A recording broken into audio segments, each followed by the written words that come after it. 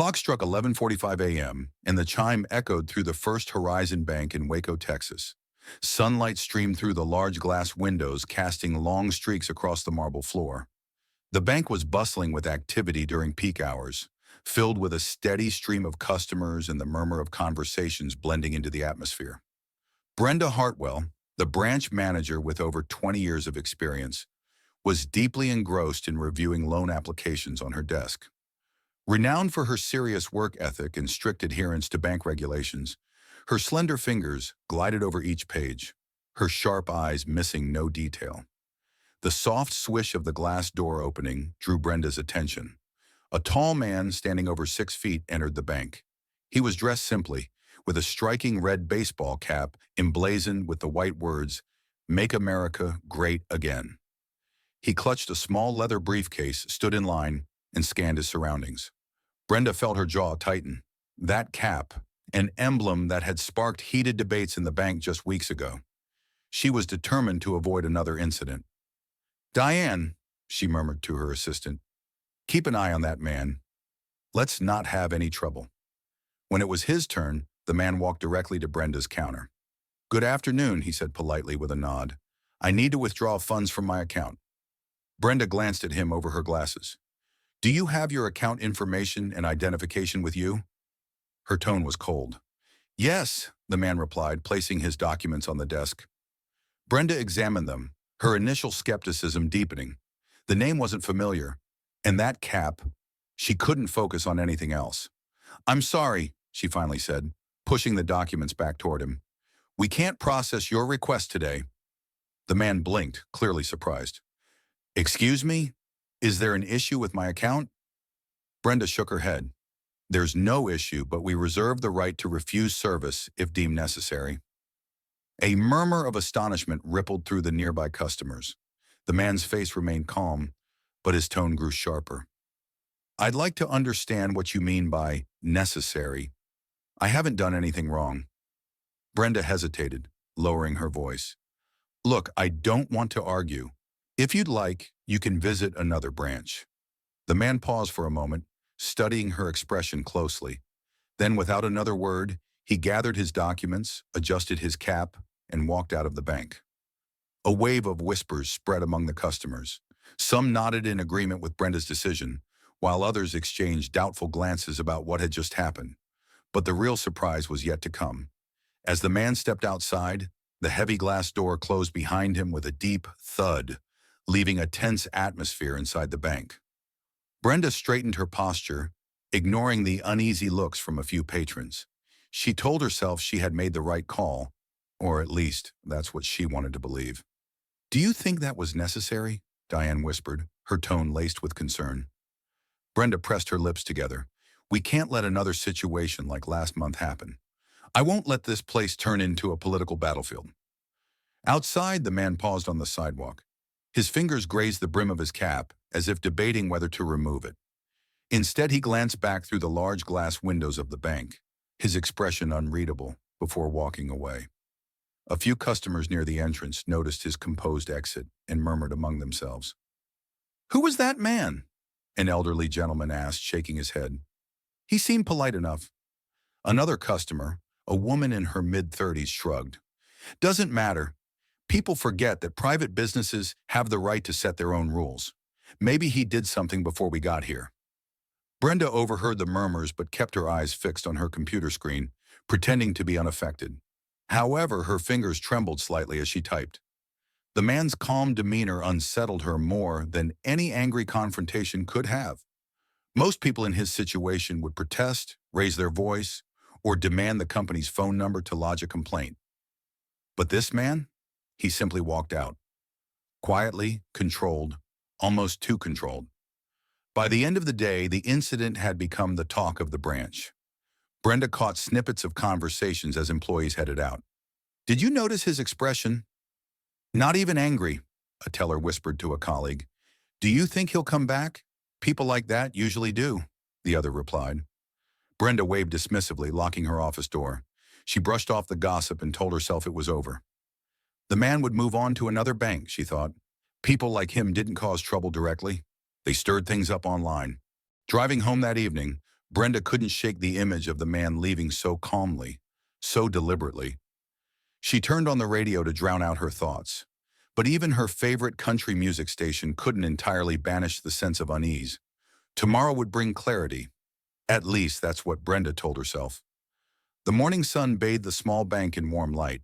Inside, however, the tension was palpable. Brenda arrived early as usual, coffee in hand, her mind preoccupied with the day ahead. She reminded herself that it was just another Thursday. The man from yesterday wouldn't return. Why would he? By mid-morning, the usual flow of customers had resumed, and Brenda's confidence grew. Any discomfort from the previous day's encounter began to fade, replaced by the familiar rhythm of banking operations. Then at precisely 10:30 a.m., the door swung open again. He was back. The man stepped into the bank. But this time, the room seemed to freeze for a moment. Brenda sat frozen, her heart racing. Unlike the day before, he wasn't alone. Two sharply dressed men in suits flanked him.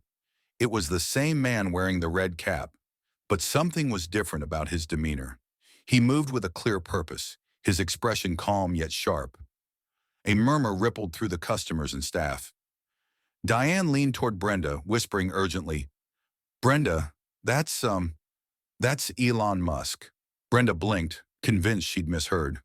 "What are you talking about?" she asked quietly. Diane nodded toward the man now walking directly toward Brenda's desk. "Look at him. That's Elon Musk. The guy from Tesla, SpaceX, that billionaire." Brenda felt her stomach drop. She stared at the man, her mind spinning. Could it really be him? The cap, the briefcase, the unassuming attire. It didn't match the image of one of the world's most recognizable figures. But as he drew closer, the resemblance became undeniable. Her head swam. The room fell silent as Elon stopped in front of Brenda's desk. Slowly, he removed his cap, revealing the familiar face seen in countless articles and interviews. His eyes locked onto hers, unflinching. The silence grew suffocating. "Good morning," Elon said, his tone measured and polite. "I'd like to have a word." Brenda's throat tightened, but she managed to muster a professional smile. "Mr. Musk, He raised a hand, cutting her off mid-sentence. "Let's not pretend this didn't happen," he said calmly. "Yesterday I came here as an ordinary customer, and you refused to serve me. I'm not here to argue. I'm here to talk about why." Brenda felt every eye in the room fixed on her. She struggled to find words, but nothing came out. Elon didn't need to raise his voice. He didn't have to. His mere presence commanded the room. "I believe we all make judgments," Elon continued, addressing not just Brenda, but the entire room. "It's human instinct. But sometimes those judgments say more about us than about the people we judge." He placed the cap on the desk, the bold white letters facing outward. "This hat, it's just fabric and thread. But to some, it's a symbol. To others, it's a target.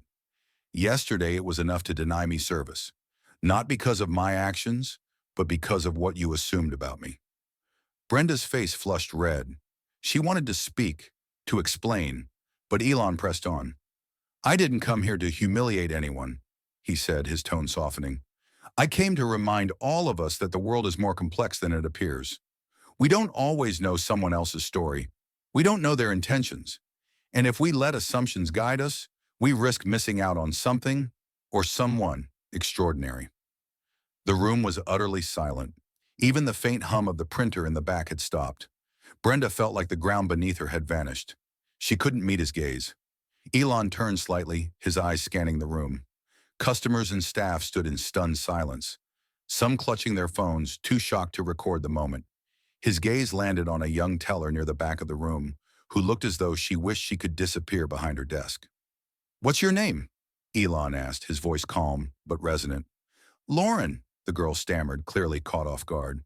"Lauren, what would you do if someone walked in wearing something you didn't agree with?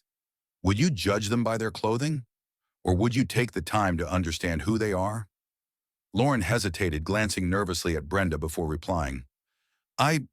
I would try to treat them like anyone else." Elon nodded, a faint smile playing at the corners of his mouth. "That's a good answer," he said, "but harder to practice in reality, isn't it?" The tension in the room was palpable, like a drawn bowstring. Brenda wished desperately for the moment to end, but Elon wasn't finished yet. He turned back to Brenda, his voice even gentler now. Brenda, I don't think you're a bad person. I think you're someone, like many of us, acting based on assumptions. But assumptions can be dangerous. They can hurt people. They can close doors we don't even realize are open. Brenda's voice cracked as she finally managed to respond. I didn't mean to offend you. I thought I was protecting the bank. Elon tilted his head slightly. Protecting it from what? A customer trying to withdraw their own money? The question hung in the air, unanswered. Brenda felt her cheeks burn with shame. She wanted to defend herself, to explain that the cap had become a symbol of conflict, that she was trying to avoid chaos. But in the face of Elon's calm and unyielding logic, her words felt hollow. There's one thing, Elon said, his voice carrying clearly enough for the entire room to hear. Every action we take sends a message. Yesterday, the message I received was, you don't belong here. And I'm guessing I'm not the first person to feel that way in this bank. Am I? Murmurs spread through the crowd. Some people nodded slightly. Others looked away, uncomfortable. Brenda's stomach twisted as the reality of the situation began to sink in.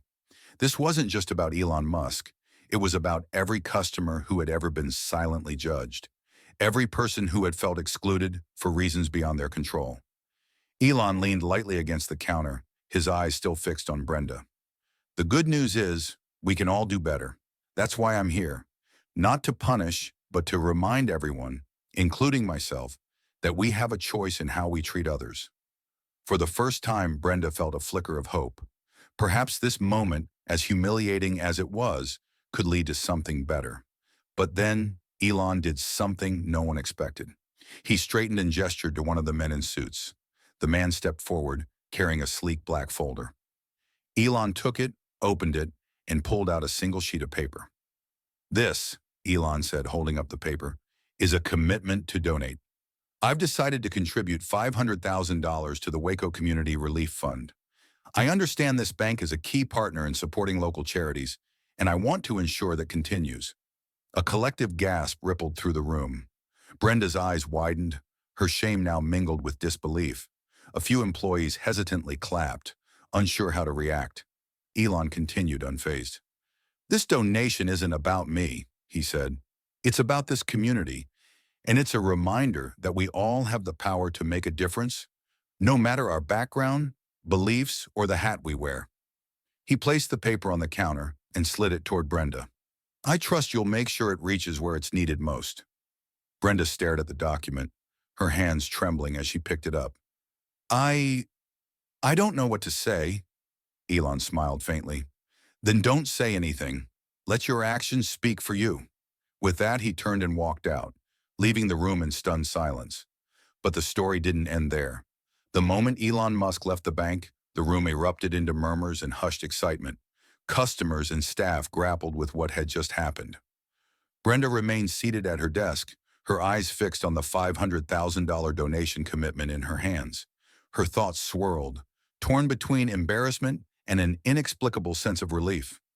I can't believe that was Elon Musk, Diane said, leaning against Brenda's desk, her voice barely above a whisper. And he just donated $500,000. Brenda nodded weakly, unable to form a coherent response. Her mind replayed his words over and over. We all have the power to make a difference, no matter the hat we wear. It wasn't just about the money, it was about the message he had delivered, a message that had exposed a glaring flaw in her own judgment. News of the incident spread quickly. By the afternoon, the story had created waves online. Several customers present at the bank shared snippets of the confrontation on social media, and local news outlets swiftly picked up the story. Headlines like, Elon Musk highlights bias at local bank, donates $500,000 to community fund, flooded Twitter and Facebook. Brenda's phone buzzed nonstop with calls and emails from leadership, demanding an explanation. She spent hours drafting an official statement, carefully balancing accountability and damage control. The bank released a statement acknowledging the incident and praising Musk's generosity, but it did little to quell the public outcry. Meanwhile, the community itself buzzed with activity. The Waco Community Relief Fund, a local organization supporting struggling families, received dozens of inquiries about Musk's donation. For years, the fund had struggled to secure substantial contributions, relying heavily on small donations from local businesses and individuals. Now, with $500,000 on the table, the possibilities seemed endless. Evelyn Parker, the fund's director, held a press conference to express her gratitude. "This donation is transformative," she told reporters, her voice filled with emotion. "It will allow us to expand our programs, support more families, and make a lasting impact on our community. We are incredibly grateful for Mr. Musk's generosity and his belief in the power of kindness." At the bank, Brenda grappled with the fallout. Some regular customers avoided her gaze, while others offered her quiet words of encouragement. One elderly man, a longtime customer named Mr. Hargrove, stopped by her desk after completing his transaction. "You made a mistake, Brenda," he said kindly but firmly. "But we all do. What matters is what you do next." Brenda nodded, her eyes stinging with unshed tears. "I know. I never thought something like this could happen here." Mr. Hargrove smiled gently. "Life has its way of teaching us humility. Use this as a lesson." Determined to make amends, Brenda reached out to the Waco Community Relief Fund and volunteered to help coordinate the allocation of Musk's donation. She also organized a staff meeting, openly addressing what had happened and encouraging everyone to reflect on their own biases. "This isn't just about yesterday," Brenda told her team. "It's about every interaction we have, every assumption we make. We need to be better, for our customers and for ourselves." Her vulnerability and determination resonated with her staff, sparking meaningful conversations about how they could improve. Brenda knew it would take time to rebuild trust, but for the first time since the incident, she felt a glimmer of hope. "We cannot let assumptions guide us," Brenda told her staff. "We have to do better, for ourselves and for our customers." The small-town incident quickly became a nationwide conversation. People across the country debated the ethics of the situation, questioning how often they judged others based on appearances. Social media buzzed with opinions, some praising Musk's calm approach, others condemning the bank's initial actions. The days following Elon Musk's visit were a whirlwind for First Horizon Bank in the town of Waco. Reporters camped outside the branch, eager to capture the bank manager's humble reflections or interview customers who had witnessed the moment. Brenda found herself at the center of an unwanted spotlight. Her name appeared in headlines and social media threads. But as the noise grew louder, so did the conversations it sparked. The local community buzzed with self-reflection. Town hall meetings and casual gatherings saw people discussing not just the bank incident, but their own judgments and biases. Religious leaders used the story as an example in sermons, urging congregants to look beyond surface differences. Teachers brought the incident into classroom discussions, challenging students to think critically about assumptions. For Brenda, the experience became deeply personal. She spent countless evenings replaying the moment Elon had stood before her, cap in hand, forcing her to confront biases she hadn't realized she carried. She didn't just feel ashamed, she felt transformed. Determined to grow, she enrolled in diversity and inclusion workshops offered by the bank's corporate office and encouraged her staff to do the same. The Waco Community Relief Fund thrived amidst the attention and support pouring in. Inspired by Musk's actions, local businesses and individuals began contributing to the fund, many citing the lessons they had learned from the incident. Within weeks, the fund's donor base doubled, enabling new initiatives, including a financial literacy program for low-income families, a partnership, ironically, with the bank itself. As for Elon Musk, he declined to comment further on the event. When reporters at a Tesla event pressed him, he simply smiled and said, "I think that moment spoke for itself. Let's move forward." But the ripple effects of Elon's actions continued. The incident became a case study in corporate training sessions and was referenced in countless articles and commentaries, each delving into its deeper implications. Some framed it as a testament to the power of second chances. Others regarded it as a cautionary tale about the dangers of prejudice. For Brenda, it was both. She emerged from the experience with greater self-awareness and empathy. She had learned the hard way that leadership was not just about enforcing policies, but also about setting an example, even in the smallest interactions. Her staff noticed the change, and so did the customers. One afternoon, as she assisted an elderly woman in navigating the bank's online app. She heard a familiar voice behind her. "Excuse me, Brenda?" She turned to see Mr. Hargrove, the longtime customer who had offered her wise counsel after the incident. He handed her a small envelope. "I thought you'd want to read this," he said with a knowing wink before walking out. Inside the envelope was a handwritten note. "Pride can break us, but humility can rebuild us." A smile spread across Brenda's face, and a profound sense of gratitude filled her heart. She had been given the chance to rebuild, not just her reputation, but her values, and she was determined to make the most of it. The story of the bank incident and its far-reaching impact spread across the country. Articles about it appeared in major news outlets. Television programs debated its meaning, and social media buzzed with discussions about the role of prejudice in modern society. Through it all, Brenda remained focused on moving forward. The incident had not just reshaped her career, but had transformed her perspective on leadership and humanity. It became a defining moment, not just for her, but for everyone involved. A month after the incident, First Horizon Bank had undergone significant changes. Brenda spearheaded a new initiative on diversity and inclusion training, sharing her story as an example of how biases can influence judgment. She no longer felt ashamed of what had happened. Instead, she saw it as an opportunity for growth and a chance to help others. The Waco Community Relief Fund used Elon Musk's donation to make real, impactful changes. They expanded their food assistance programs, established a vocational training center, and created a scholarship fund for students from underprivileged backgrounds. Evelyn Parker frequently updated the community on the fund's progress, and every time she mentioned the Elon Musk moment that had started it all. The media continued to follow the story, but the narrative had shifted. Instead of focusing on the initial moment of embarrassment, coverage highlighted the positive transformations that had followed. Articles detailed how a single moment of prejudice had sparked a movement for greater understanding and acceptance. Diane, who had witnessed the entire event from the beginning, remarked one day, "It's strange to think about it. A hat caused all of this." Brenda shook her head. "It wasn't the hat," she replied. "It was what we learned about ourselves when we confronted it." From a simple but pivotal moment, a community had grown stronger, and lives had been changed, not just by a donation, but by the lessons and introspection it inspired. The story became a reminder that growth often comes from discomfort, and that even the smallest symbols can lead to the greatest transformations. Elon Musk never returned to the bank, but his impact lingered. Every day as Brenda stepped into her office, she saw a small framed note on the wall. Mr. Hargrove's handwritten words reminding her of the power of humility and second chances. The end of this story wasn't about Elon Musk, the hat, or even the donation. It was about how a single moment of bias could become a catalyst for positive change if we are brave enough to confront it and learn from it.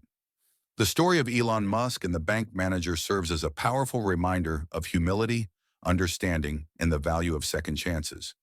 It's a call to action for all of us to challenge our biases, treat others with respect, and remember that our actions have ripple effects far beyond the present moment. If this story resonated with you, share it with someone who might need this reminder. And if you haven't already, hit the follow button to join us for more stories that inspire reflection and growth. We'd love to hear your thoughts in the comments below. Have you ever faced a similar situation? What do you think of how Elon Musk handled this moment? What's the biggest lesson you've taken from this story? Don't forget to like, share, and subscribe to our channel for more meaningful stories. Star.